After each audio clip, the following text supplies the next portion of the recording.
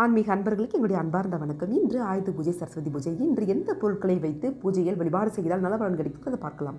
உங்களுடைய வாழ்க்கையின் முன்னேற்றத்திற்கு எந்தெந்த பொருட்கள் எல்லாம் ஆதாரமாக இருக்கின்றதோ அவை அனைத்தையும் ஆயுத பூஜை என்று வழிபாடு செய்வது மிக மிக அவசியம். உதாரணத்திற்கு, பிள்ளைகள் படிக்கும் புத்தகம், சமையல் அறையில் பயன்படுத்தக்கூடிய பொருட்கள், அலுவலக கணக்கு புத்தகங்கள், நீங்கள் செய்யும் வேலைக்கு பயன்படுத்தும் பொருட்கள். முக்கியமாக வீடுகளில் என்னென்ன வைக்கணும்னு சொல்கிறேன் கேட்டுக்கோங்க.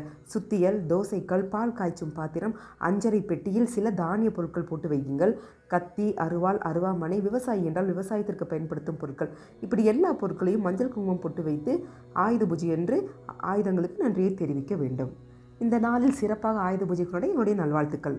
ஆயுத பூஜை, சரஸ்வதி பூஜை எப்படி வழிபாடு செய்ய வேண்டும், எந்த நேரத்தில் வழிபாடு செய்தால் நல்ல பலன் கிடைக்கும், என்னென்ன பொருட்கள் வாங்க வேண்டும், என்னென்ன பிரசாதங்கள் செய்ய வேண்டுங்கிறத டீட்டெயிலாக சொல்லியிருக்கேங்க. அதோட வீடியோ எங்கள் சேனலில் இருக்குது, அதோட லிங்க் கீழே இருக்குது, பார்த்து தெரிஞ்சுக்கோங்க. மறக்காமல் சப்ஸ்கிரைப் பண்ணுங்கள். இந்த வீடியோக்கு ஒரு லைக் பண்ணுங்கள், மற்றவர்களுக்கும் ஷேர் பண்ணுங்கள். நன்றி. வாழ்க வளமுடன்.